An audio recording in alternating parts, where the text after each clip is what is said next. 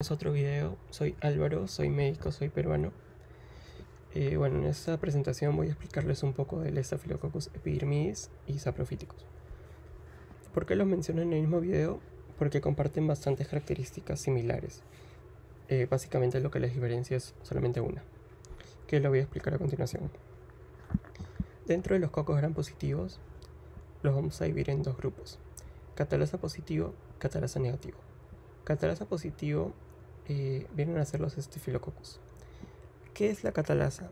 La catalasa es una enzima que, básicamente lo que hace es que está involucrada en el estallido respiratorio. El estallido respiratorio, para integrarlo un poco a patología, es un mecanismo de defensa normal que ocurre para destruir bacterias. Lo que ocurriría normalmente es que el peróxido de hidrógeno, mediante la mieloperoxidasa, que es una enzima, se convierta en HOCl, que viene a ser el bleach en inglés, y esto hace que la bacteria se destruya. Los microorganismos que son catalasa positivo lo que hacen es que el peróxido de hidrógeno se convierta en agua y oxígeno, y obviamente esto va a hacer que la bacteria no se destruya, ¿no? Es un mecanismo de defensa de la bacteria, de los Staphylococcus. Un poco de integración con patología.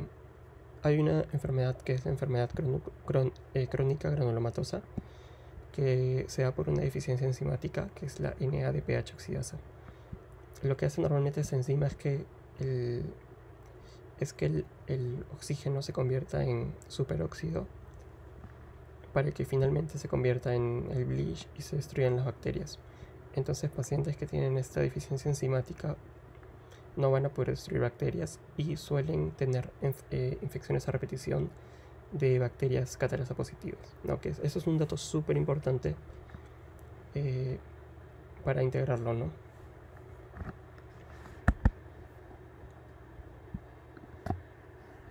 Bien, dentro de los Staphylococcus tenemos dos grupos: los coagulasas positivos y los coagulasas negativos. Coagulasa es una enzima que lo que hace es que convierte el fibrinógeno en fibrina, finalmente produciendo un coágulo. Entonces en los tubos de ensayos, al hacer esta prueba para diferenciarlos, si es que estamos frente a Staphylococcus aureus o epidermidis y saprophyticus, se hace esta prueba y básicamente en el tubo de ensayo, si es que es Staphylococcus aureus, se va a producir un coágulo, ¿no? Bien, dentro de los Staphylococcus coagulasa negativo tenemos a ambos, el epidermidis y el saprophyticus. Lo que los diferencia básicamente es una prueba que es, un antibiótico, mejor dicho, que es la novobiosina, que el mecanismo de acción de ese antibiótico es que básicamente inhibe a la ADN girasa o ADN topoisomerasa 2, que es un enzima importante en la replicación celular. Básicamente el antibiótico se usa para eso, ¿no? Para diferenciar al Staphylococcus epidermidis con el saprophyticus. Bien, vamos a diferenciar ambos, el Staphylococcus epidermidis y el saprophyticus. Dentro de las características que ya mencioné, ¿no? Ambos son gram positivos, catalasa positivo, coagulasa negativo. También son ureasa positivo, que es una enzima que convierte a la urea en amonio, entonces haciendo que se produzca un medio alcalino, y en la prueba se va a ver mediante una conversión a un color rosado, ¿no? Que significa medio alcalino por el amonio producido. Y lo que los diferencia, ¿no? Novobiosina resistente y sensible. Primero vamos a explicar características del epidermidis. Un dato importante es que es un patógeno dentro de nuestra flora normal de la piel. Eso es importante ya que normalmente es un contaminante importante de cultivos de agar sangre. Por ejemplo, si estamos cultivando un fluido de un paciente y vemos que crece Staphylococcus epidermidis, podemos sospechar que sea un contaminante. Entonces normalmente se suelen hacer varios cultivos para ver si es que en verdad estamos frente a epidermidis o no. Obviamente si es que crece en varios cultivos epidermidis, significa que efectivamente estamos frente a Staphylococcus epidermidis. Otro dato importante es que produce una infección de cuerpos extraños mediante la formación de biopelículas. Bueno, eso lo voy a explicar con este gráfico.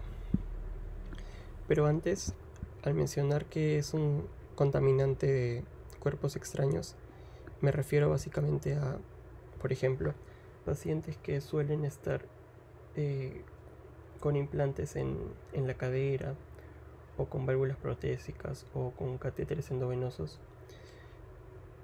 Estos pacientes son propensos a infección por Staphylococcus epidermidis. Lo de la síntesis de biopelículas lo explico de la siguiente manera. Normalmente cuando a un paciente se le coloca un cuerpo extraño, como una válvula protésica por ejemplo, esta suele llenarse de fibrinógeno y fibronectina, que es normal que se produzca esto porque obviamente es un cuerpo extraño, ¿no? Este fibrinógeno y fibronectina sirve para que el Staphylococcus epidermidis, cuando obviamente infecte a un paciente, se adhiera a esos cuerpos extraños. Finalmente, después de la adhesión, va a hacer que la bacteria se multiplique y se va a inducir la síntesis de matriz de matriz extracelular, que básicamente son polisacáridos. Y lo que va a hacer es que va a cubrir a la bacteria de esta forma. Obviamente esto va a hacer que los antibióticos normalmente usados, por ejemplo las penicilinas, no puedan ingresar y destruir a la bacteria, ¿no?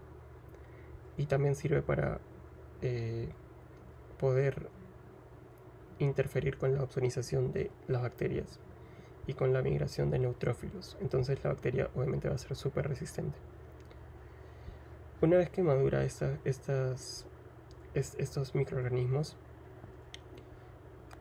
ya la biopelícula se va a destruir y va a hacer que los microorganismos salgan y puedan diseminarse y produzcan bacteremias, ¿no? Bueno, eso básicamente es cómo la bacteria puede diseminarse por el cuerpo y cómo es resistente a antibióticos y cómo obviamente va a diseminarse. Un dato importante y una asociación importante del Staphylococcus epidermidis es que produce endocarditis en válvulas artificiales, ¿no? Por el mecanismo que ya mencioné. Y bueno, esto es súper importante porque es la causa más común de endocarditis en válvulas protésicas.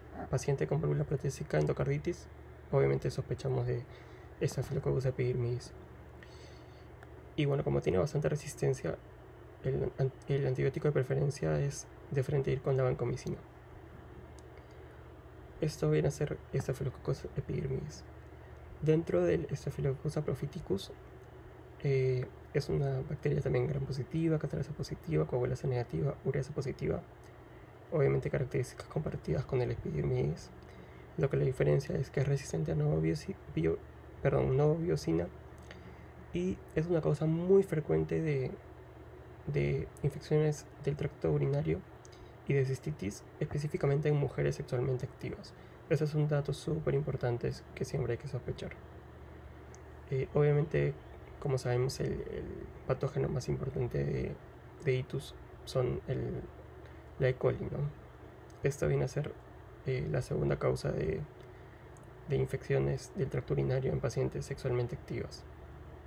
Y un dato súper importante es que